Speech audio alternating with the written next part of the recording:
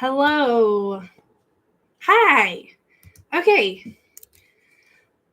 Welcome to the January monthly live. Hopefully this is working.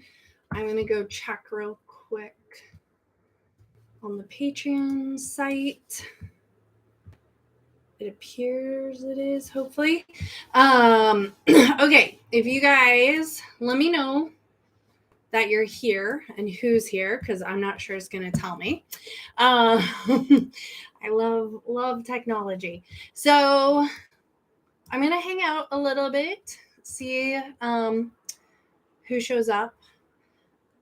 Like I said, I had a bit of trouble remembering Thursdays, the correct Thursday to do these, but hopefully I'll get on track better. So my intention for these is that people will join and have questions, and it will be, led by whatever questions you guys have. Until then, I will try to have some topics to talk about, and it's probably going to be things that have come up that either I'm really excited about or really bothered me. So I'm not sure why this came up. I mean, it's a constant for me. You'll hear me talk about it all the time. But that's the iliopsoas. And basically what I wrote down was it's not the iliopsoas, to the point where, like, I almost wanted to say it's never the iliopsoas. It almost always there's something else going on that is causing the iliopsoas to be painful.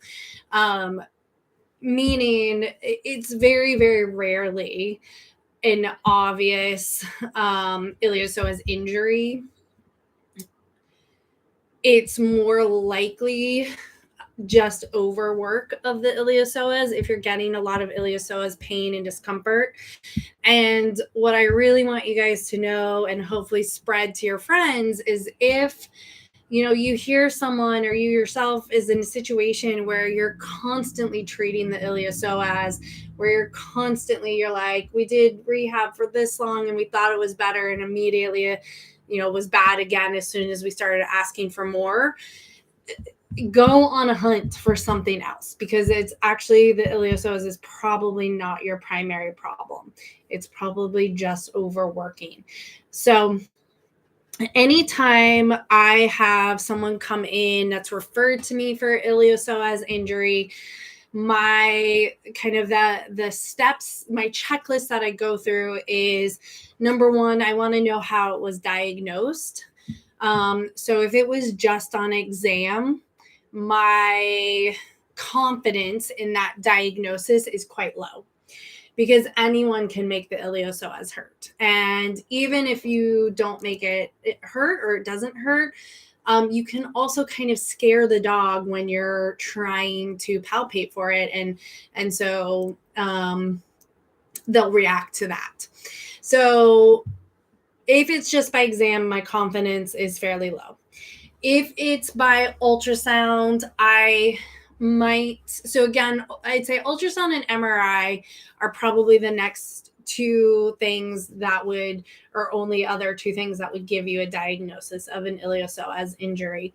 And I'm really gonna not just, again, go by it's an iliopsoas strain and it was diagnosed by ultrasound or diagnosed by MRI. I'm gonna go into the reports and actually read, what does it say? Did they actually see tearing of fibers, or was it just little changes? Because again, a lot of times you can have soreness, muscle soreness changes, what we call functional shortening, and you might get you might get something noted on those screenings, or diagnostics, but again, it's not necessarily the primary cause. If I see where it says, yes, it's obvious fibers torn, especially like musculotendinous junction, okay, I'm going to say, okay, this is more likely a true iliopsoas primary injury. Also with iliopsoas, it's most commonly, it's going to be an injury either at the musculotendon junction or actually where the tendon attaches to the bone, and you'll actually get little avulsion fractures. And those you can see on x-rays, where you'll see little pieces of bone kind of where you expect the iliopsoas to come down and attach to the femur. So in those cases, I'm like, okay, yep, we got an iliopsoas injury. We'll go forward with that. If I don't have those, I am going to try my hardest to look elsewhere and see if there's something else going on. Meaning, I want to make sure that this dog has had its hips screened, its knees screened, and then I'm going to very closely examine the lower back, the LS area. So I tend to, again, kind of have a checklist of how I go through this. If hips are clean and knees are clean, we kind of default into a lower back injury. Now, typically with that, you're not going to get diagnosis unless you do an MRI. And even then, it has to be a dynamic MRI. So, it can be tricky. But I guess my education point for all of you out there is that if you are struggling or someone who is struggling with an iliopsoas injury or their dog is struggling with it, and you feel like they're like, oh, it's been taking forever, it never gets better, things like that, talk to them about potentially pursuing more diagnostics and going on a hunt to make sure there's not something else that's a problem, because oftentimes there is something else going on. So that's my take home for today. If you have questions about iliopsoas and my other thoughts on it, please ask. I'm also, potentially going to write something up about this, because like I said, it does tend to come up quite a bit for me, and is one of those things that I get really frustrated about, because I do feel like it's overdiagnosed, and people get into this kind of, they're told, okay, we just do rehab for this and we, do XYZ and it'll get better. And then they go and they do everything they're supposed to, and it isn't actually getting better, because we're not actually treating the correct thing. So again, kind of a big pet peeve for me, because it frustrates me. Like, I don't want people out there to be frustrated and, feel like they can't make their dog get better, feel like they have to retire their dog because they're doing all the rehab and they're doing everything right and it's just not getting better. This comes up the most with iliopsoas, but I mean, it's true for any injury. If you're going and things aren't getting better, you need to re-examine. You need to see if maybe it's because there's actually something else going on. So again, in my practice, what I do, I never let anything go for really more than 4 weeks. So if I start a plan, and there's caveats to this, but if I start a plan And people, I know, like, they're dedicated to it. They're doing everything they're supposed to. They're coming to their appointments, and it's at 4 weeks, I haven't seen any progress.